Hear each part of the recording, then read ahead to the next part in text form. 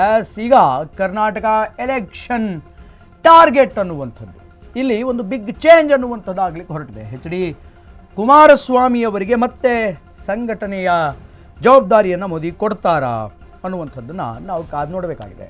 ಪಕ್ಷ ಸಂಘಟನೆಗೆ ಸೋಮಣ್ಣಗೆ ಈಗ ನರೇಂದ್ರ ಮೋದಿಯವರು ಅಲರ್ಟ್ ಮಾಡ್ತಾರಾ? HD ಕುಮಾರಸ್ವಾಮಿಗೆ ಕೇಂದ್ರ ಸಚಿವ ಸ್ಥಾನದಿಂದ ಈ ಬಾರಿ ಮುಕ್ತಿ ಅನ್ನುವಂಥದ್ದು ಸಿಗುತ್ತಾ? ಪಕ್ಷ ಸಂಘಟನೆ ಅಂದರೆ ಭಾರತೀಯ ಜನತಾ ಪಾರ್ಟಿಯ ಪಕ್ಷ ಸಂಘಟನೆಗೆ ಸೋಮಣ್ಣ ಅವರನ್ನು ಕಳಿಸ್ತಾರಾ? ಹಂಗೆ ಸೋಮಣ್ಣ ಅವರನ್ನು ರಾಜ್ಯಕ್ಕೆ ಕಳಿಸಿದರೆ ಕೇಂದ್ರ ಮಂತ್ರಿಗಿರಿಯಿಂದ ಮುಕ್ತಿ ಅನ್ನುವಂಥದ್ದಾಗುತ್ತಾ? ಪಕ್ಷ ಸಂಘಟನೆ ಶೋಭಾ ಕರಂದಾಜೆ ಅವರಿಗೆ ಕೊಟ್ಟರೆ ಕೇಂದ್ರ ಮಂತ್ರಿಗಿರಿಯಿಂದ ಮುಕ್ತಿ ಸಿಗುತ್ತಾ? ಯುವ ಮತ್ತು ಉತ್ಸಾಹಿ ಕ್ರಿಯಾಶೀಲ ಸಂಸದರಿಗೆ ಈ ಬಾರಿ ಲಕ್ ಅನ್ನುವಂಥದ್ದು ಇದೆ. ಈ ಬಾರಿ ಅವರಿಗೆ ಚಾನ್ಸ್ ಇದೆ. ಮುಂಬರುವಂತಹ ಬೈ ಎಲೆಕ್ಷನ್ಸಲ್ಲಿ ಕುಮಾರಸ್ವಾಮಿಯವರು ತಮ್ಮ ಪಕ್ಷವನ್ನು ಪ್ರಾಬಲ್ಯಕ್ಕೆ ತೆಗೆದುಕೊಂಡು ಬರಬೇಕು ಅನ್ನುವಂತಹ ವಿಚಾರವನ್ನು ಪ್ರಸ್ತಾಪಪಡಿಸಿದರು. ಅದಾದಮೇಲೆ MLC ಎಲೆಕ್ಷನ್ನ ಅಡ್ಡ ಮತದಾನದಲ್ಲಿ ಮತ್ತೆ ಕುಮಾರಸ್ವಾಮಿ ಹೇಳಿರೋ ಹಾಗೆ ರಾಜ್ಯದಲ್ಲಿ ಮತ್ತೆ JDS ಚಿಗುರಬೇಕಾಗಿದೆ, ಬೆಳೆಯಬೇಕಾಗಿದೆ, ಮತ್ತೆ JDS ತಲೆ ಎತ್ತಿ ನಿಲ್ಲಬೇಕಾಗಿದೆ. ಆ ಕಾರಣಕ್ಕಾಗಿ ನಾನು ರಾಜ್ಯ ರಾಜಕಾರಣದಲ್ಲಿ ಮತ್ತೆ ಸಕ್ರಿಯನಾಗ್ತೀನಿ, ಆ್ಯಕ್ಟಿವ್ ಆಗ್ತೀನಿ ಅಂತ ಕುಮಾರಸ್ವಾಮಿ ಅವರು ಹೇಳಿದರು. ಸೊ ರೈಟ್ ನಾವು Kumaraswamy is an central minister, ಅಲ್ಲಿಂದ ಇಲ್ಲಿಗೆ ಬರಬೇಕು ಅಂತಂದಾಗ ಈ ಸರ್ಜರಿ ಆಗಬೇಕು. ಹಾಗೆ ಈ ಸರ್ಜರಿಯಲ್ಲಿ ಮತ್ತೆ ಕುಮಾರಸ್ವಾಮಿಯವರನ್ನು ಗೌರವಯುತವಾಗಿ ರೆಸ್ಪೆಕ್ಟ್ಫುಲ್ ಗೌರವಯುತವಾಗಿ ಮೋದಿ ಅವರು ಕಳಿಸ್ಕೊಡ್ತಾರಾ ಪಕ್ಷದ ಸಂಘಟನೆಗೆ? ಯಾಕಂತಂದರೆ NDA ಜೊತೆ ಮೈತ್ರಿ ಮಾಡಿಕೊಂಡಿದೆ ಉಭಯ ಪಕ್ಷಗಳು, BJP ಮತ್ತು JDS. ಹಂಗೆ ಕುಮಾರಸ್ವಾಮಿ ಅವರನ್ನು ಕಳಿಸಿಕೊಡ್ತಾರಾ? ಕುಮಾರಸ್ವಾಮಿ ಮತ್ತೆ ಕೇಂದ್ರ ಸಚಿವ ಸ್ಥಾನದಿಂದ ಮುಕ್ತಿಯನ್ನು ಪಡೆದುಕೊಂಡು ರಾಜಕಾರಣಕ್ಕೆ ಬರ್ತಾರಾ ನೋಡಬೇಕು. ಮತ್ತೊಂದು ಕಡೆ ಸೋಮಣ್ಣ ಇದ್ದಾರೆ. ಸೋಮಣ್ಣ ಕೂಡ ಕೇಂದ್ರ ಸಚಿವರಾಗಿ, ರಾಜ್ಯ ರೈಲ್ವೆ ಕೇಂದ್ರ ಸಚಿವರಾಗಿ ಕಾರ್ಯವನ್ನು ನಿರ್ವಹಿಸ್ತಾ ಇದ್ದಾರೆ. ಎಲ್ಲೋ ಒಂದು ಕಡೆ ಸೋಮಣ್ಣ ಅವರು ಭಾರತೀಯ ಜನತಾ ಪಾರ್ಟಿಯ ರಾಜ್ಯಾಧ್ಯಕ್ಷರಾಗ್ತಾರೆ ಮುಂದಿನ ದಿನಗಳಲ್ಲಿ, ಆ ರೇಸಲ್ಲಿದ್ದಾರೆ ಅನ್ನುವಂತಹ ವಿಚಾರಗಳು ಕೂಡ BJPಯ ವಲಯದಲ್ಲಿ, BJPಯ ಹೊಸ್ತಿಲಲ್ಲಿ ಕೇಳಿಬರ್ತಾ ಇದೆ. ಹಂಗೆ ಒಂದು ವೇಳೆ ಕರ್ನಾಟಕದ ಸಂಘಟನೆಗೆ, ಕರ್ನಾಟಕದಲ್ಲಿ ಭಾರತೀಯ ಜನತಾ ಪಾರ್ಟಿ ಪಕ್ಷದ ಸಂಘಟನೆಗೆ ನರೇಂದ್ರ ಮೋದಿಯವರು ಮತ್ತು ಭಾರತೀಯ ಜನತಾ ಪಾರ್ಟಿಯ ರಾಷ್ಟ್ರೀಯ ಅಧ್ಯಕ್ಷರಾಗಿರ್ತಕ್ಕಂತಹ ನವೀನ್ ಅವರು ಸೋಮಣ್ಣ ಅವರನ್ನು ಕಳಿಸಿಕೊಟ್ರೆ ಸೋಮಣ್ಣ ಅವರು ಈ ಕಡೆ ಕೇಂದ್ರ ಮಂತ್ರಿ ಸ್ಥಾನಕ್ಕೆ ಟಾಟಾ ಬಾಯ್ ಬಾಯ್ ಹೇಳಬೇಕಾಗುತ್ತೆ. ಹಾಗೆ ಹೇಳಿ ರಾಜ್ಯಕ್ಕೆ ಬರಬೇಕು. As it is same thing is going to happen with Shobha Karandlaje. ಶೋಭಕ್ಕ ಅವರ ವಿಚಾರದಲ್ಲಿಯೂ ಕೂಡ ಹಾಗೆ ಆಗಬಹುದು. ಸೊ ಹೀಗಾಗಿ ಮುಂಬರುವಂತಹ ದಿನಗಳಲ್ಲಿ ಯುವ ಮತ್ತು ಉತ್ಸಾಹಿ ಕ್ರಿಯಾಶೀಲ ಸಂಸದರಿಗೆ ಸಚಿವ ಸ್ಥಾನ ಕೊಡೋದಕ್ಕೆ ಮೋದಿ ಸರ್ಕಾರ ರೆಡಿಯಾಗಿದೆ. ಹಾಗಾದರೆ ನಮ್ಮ ರಾಜ್ಯದಲ್ಲಿ ಅಂಥ ಯುವಕರು ಯಾರ್ಯಾರಿದ್ದಾರೆ? ಒಂದು ಕಡೆ ತೇಜಸ್ವಿ ಸೂರ್ಯ ಇದ್ದಾರೆ. ಸೊ ಮೋದಿ ಸಂಪುಟ ಸರ್ಜರಿ ಆಗುತ್ತೆ ಅಂತ ಗೊತ್ತಾದ ತಕ್ಷಣ ತೇಜಸ್ವಿ ಸೂರ್ಯ ಆ್ಯಕ್ಟಿವ್ ಆಗಿದ್ದೇನು, ಮೀಡಿಯಾಗಳ ಮುಂದೆ ಬಂದು ಮಾತನಾಡಿದ್ದೇನು, ಸೋಷಿಯಲ್ ಮೀಡಿಯಾದಲ್ಲಿ ಹೈಪರ್ ಆ್ಯಕ್ಟಿವ್ ಆಗಿ ವೀಡಿಯೋಸ್ಗಳನ್ನು ಹಾಕಿದ್ದೇನು, ಸಾರ್ವಜನಿಕ ಸಮಸ್ಯೆಗಳ ಬಗ್ಗೆ ಮಾತಾಡಿದ್ದೇನು, ರಸ್ತೆಯಲ್ಲಿ ಜನಗಳ ಜೊತೆ ಮಾತನಾಡಿದ್ದು, ಅವರ ಎಕ್ಸ್ಪೀರಿಯನ್ಸ್ಗಳನ್ನು ಹಂಚ್ಕೊಂಡಿದ್ದೇನು. ಸೊ ಈ ಥರದ್ದೆಲ್ಲ ನಡೀತು. ಬಟ್ ಈಗ ಮುಂದೆ ಹೆಂಗಾಗುತ್ತೆ ನೋಡಬೇಕು. ಹಾಗೆ ಯುವ ಕ್ರಿಯಾಶೀಲರು ಉತ್ಸಾಹಿಗಳು ಅಂತಂದರೆ ತೇಜಸ್ವಿ ಸೂರ್ಯ ಇದ್ದಾರೆ, ಮೈಸೂರಿನ ಮಹಾರಾಜರಿದ್ದಾರೆ. ಹೀಗೆ ಯುವಕರನ್ನು ಆರಿಸಿ ಕೊಡ್ತಾರಂತೆ. ಸೊ ನಾವು ಅದನ್ನು ಕಾದು ನೋಡಬೇಕು, ಯಾರ್ಯಾರಿಗಿದೆ, ಯಾರ್ಯಾರಿಗೂ ಕೊಡ್ತಾರೆ ಅನ್ನುವಂಥದ್ದನ್ನು. ಬಟ್ ಸೋ ಸೂನ್ ಈ ಒಂದು ಸರ್ಜರಿ ಸೆಂಟ್ರಲ್ ಗೌರ್ಮೆಂಟಿನಲ್ಲಿ ಅಂದರೆ ಮೋದಿ ಪಾಳ್ಯದಲ್ಲಿ ಅತಿ ಶೀಘ್ರವಾಗಿ ನಡೆಯುತ್ತೆ. ನಾನು ಆಗಲೇ ಹೇಳಿದೆ, ಒನ್ಸ್ ಅಗೇನ್ ಖಾತೆಗಳ ಬದಲಾವಣೆ ಆಗಬಹುದು, ಎಕ್ಸ್ಚೇಂಜ್ ಆಫ್ ಡಿಪಾರ್ಟ್ಮೆಂಟ್ ಆಗುವಂತಹ ಸಾಧ್ಯತೆಗಳಿದೆ.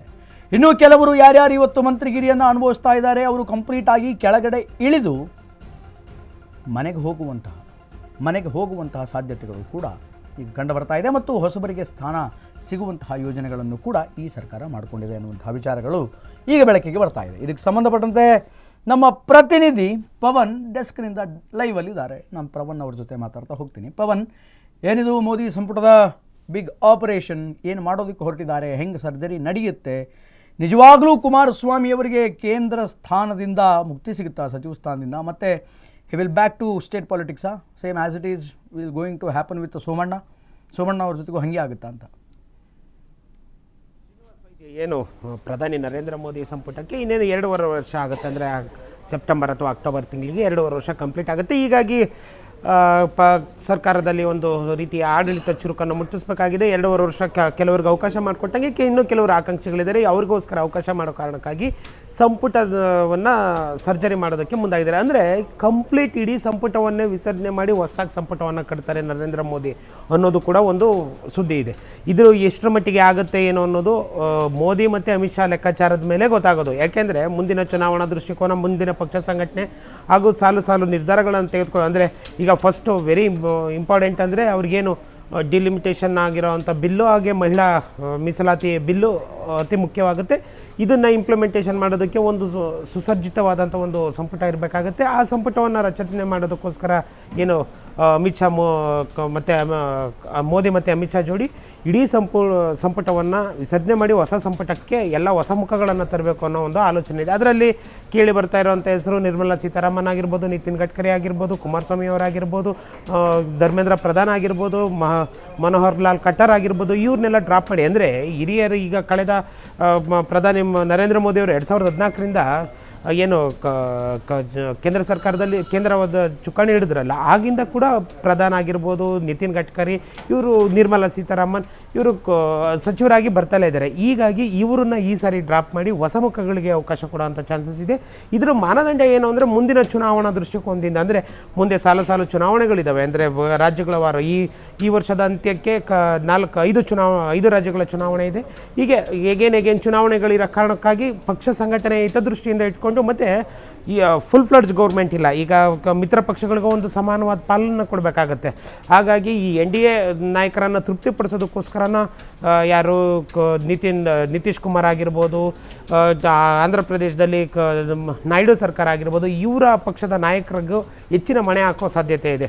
ಅದಲ್ಲದೆ ಈಗ ಕುಮಾರಸ್ವಾಮಿ ವಿಷಯ ಬಂದಾಗ, ಕರ್ನಾಟಕ ರಾಜ್ಯದ ವಿಚಾರ ಬಂದಾಗ, ಇನ್ನೇನು 2026 6 ತಿಂಗಳು ಮುಗಿದಿದೆ, 7ನೇ ತಿಂಗಳಲ್ಲಿ ಇದ್ದೀವಿ. ಇನ್ನು 22 ತಿಂಗಳಿಗೆ ಕರ್ನಾಟಕ ರಾಜ್ಯದ ಒಂದು ವಿಧಾನಸಭಾ ಚುನಾವಣೆ ಬರೋ ಕಾರಣವಾಗಿ, ಮತ್ತು ಈಗಲಿಂದ ಸರ್ಕಾರದಲ್ಲಿ ಕರ್ನಾಟಕದಲ್ಲಿ ಕಾಂಗ್ರೆಸ್ನ ನೇತೃತ್ವದ ಏನು ನಾಯಕತ್ವ ಬದಲಾಗಿದೆ. ಇಷ್ಟು ದಿನ ಸಿ ಎಂ ಆಗಿ ಸಿದ್ದರಾಮಯ್ಯನವರಿದ್ದರು, ಈಗ CM ಆಗಿ DK ಶಿವಕುಮಾರ್. ಈ ನಾಯಕತ್ವ ಬದಲಾವಣೆ ಆಗಿದ್ದ ಕಾರಣವಾಗಿ ನರೇಂದ್ರ ಮೋದಿ ಅವರು ಮತ್ತು ಅಮಿತ್ ಶಾ ಅವರು ಹೊಸ ಲೆಕ್ಕಾಚಾರನ ಹಾಕಿ ಕುಮಾರಸ್ವಾಮಿ ಅವ್ರನ್ನ ಈ ಬಾರಿ ಕ್ಯಾಬಿನೆಟಿಂದ ಡ್ರಾಪ್ ಮಾಡಿ ಅವರನ್ನು ಕರ್ನಾಟಕದಲ್ಲಿ ಸಂಘಟನೆ ಮಾಡೋದಕ್ಕೆ, ಮೈತ್ರಿಯನ್ನು ಸಂಘಟನೆ ಮಾಡೋದಕ್ಕೋಸ್ಕರ ಅವ್ರನ್ನು ಮತ್ತು ಸೋಮಣ್ಣ ಅವರು ಹಾಗೆ ಶೋಭಾ ಕರಂದ್ಲಾಜೆ ಅವ್ರನ್ನ ಕಳಿಸೋದಕ್ಕೆ ಪ್ಲ್ಯಾನ್ ಮಾಡಿದೆ ಅಂತ ಹೇಳ್ತಾ ಇದ್ದಾರೆ ಶ್ರೀನಿವಾಸ್ ವೈದ್ಯ. ಓಕೆ, ಧನ್ಯವಾದಗಳು ಪವನ್ ನಿಮ್ಮೆಲ್ಲ ಮಾಹಿತಿಗಾಗಿ. ಒಟ್ಟಾರೆಯಾಗಿ ಇದು ಮೋದಿ ಸಂಪುಟದಲ್ಲಿ ನಡೀತಾ ಇರುವಂತಹ ಆಪರೇಷನ್ನಿನ ಕಸರತ್ತು. ಸೊ ಮುಂದಿನ ದಿನಗಳಲ್ಲಿ ಯಾರು ಸಂಪುಟ ವಿಸ್ತರಣೆಯಲ್ಲಿ ಸೇರ್ಕೊಳ್ತಾರೆ, ಈ ಒಂದು ಆಪರೇಷನ್ನಲ್ಲಿ ಯಾರ್ಯಾರು ಸಚಿವ ಸ್ಥಾನವನ್ನು, ಕೇಂದ್ರದ ಸಚಿವ ಸ್ಥಾನವನ್ನು ಉಳಿಸ್ಕೊಳ್ತಾರೆ ಅನ್ನುವಂಥದ್ದನ್ನು ಕಾದು ನೋಡೋಣ.